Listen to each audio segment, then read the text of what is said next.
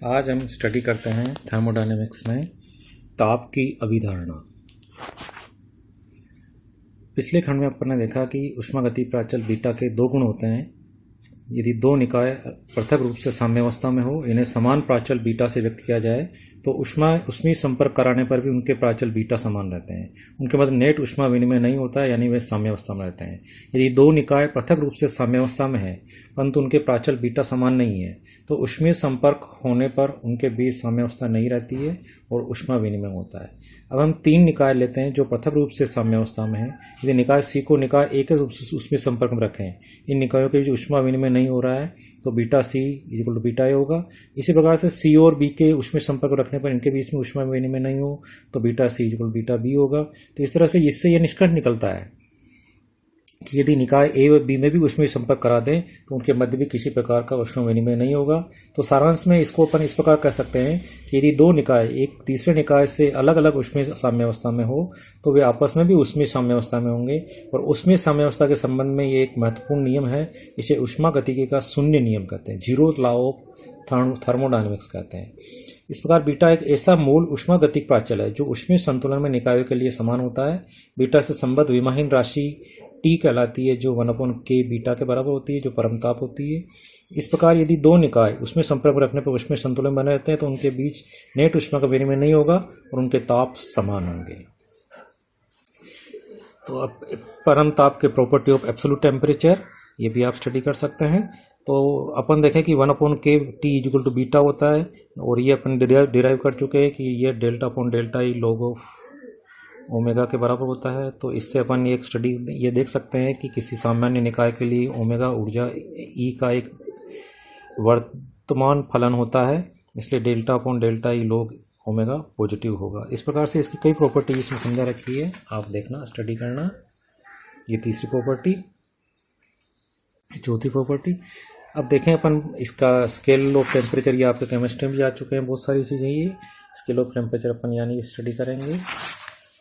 अब पढ़ते हैं अपन स्मॉल हीट ट्रांसफर, लघु मात्रा में ऊष्मा स्थानांतरण। तो उस केस में अपन क्या एक नया फॉर्मूला डिराइव करते हैं जो कहलाता है, जो कहलाएगा यहाँ पर सेकंड लॉ के अंदर एंट्रोपी कहलाता है, यानी थर्मोडायनेमिक्स में उसको एंट्रोपी कहते हैं, एस से डिनोट किया जाता है।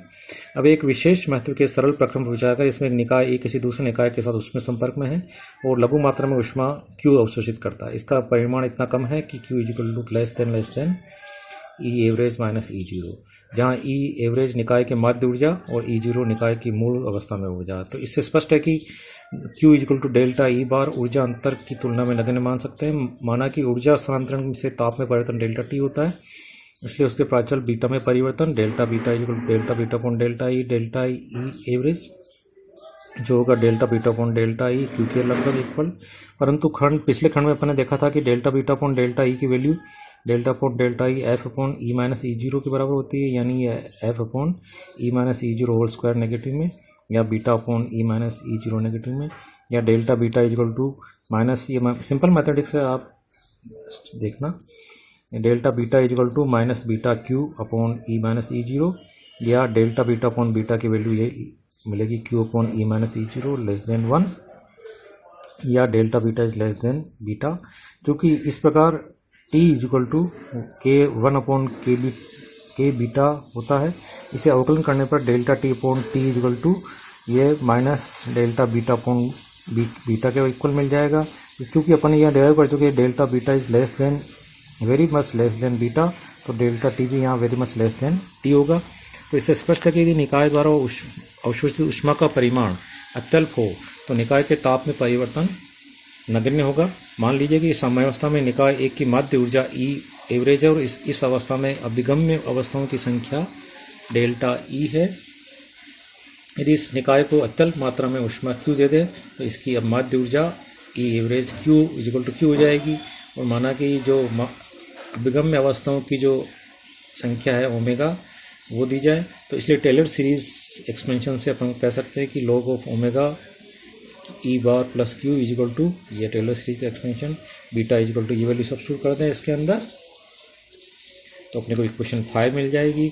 चूंकि निकाय द्वारा अवशोषित ऊष्मा Q का मान अत्यल्प होता है तो लॉग ओमेगा में परिवर्तन करने पर log omega E bar plus Q minus ये इक्वेशन 6 मिल जाएगी, जो लगभग बीटा क्यू के बराबर होगी। दोनों तरफ बोल्ट्जमान नियतांक कैसे गुणा करने पर ये इक्वेशन मिल जाएगी अपने को नेक्स्ट। परंतु ताप T व एंट्रोपी S की परिभाषा से T equal to 1/k beta और S equal to K log omega, तो delta S equal to Q/T होगा। यदि निकाय द्वारा अवशोषित ऊष्मा का परिमाण इनफाइनिटेसिमल है, बहुत कम है, तो इसके संगत एंट्रोपी में भी अत्यल्प परिवर्तन डेल्टा ds के रूप में दिया जाएगा, जो डेल्टा Q/T कहलाएगा। यहाँ ऊष्मा डेल्टा Q केवल एक बहुत छोटी राशि है, ds राशि एक अवकल राशि है। दूसरे शब्द में राशि ds निकाय की अंतिम और प्रारंभिक स्थूल अवस्था के मध्य एंट्रोपियों का अंतर है।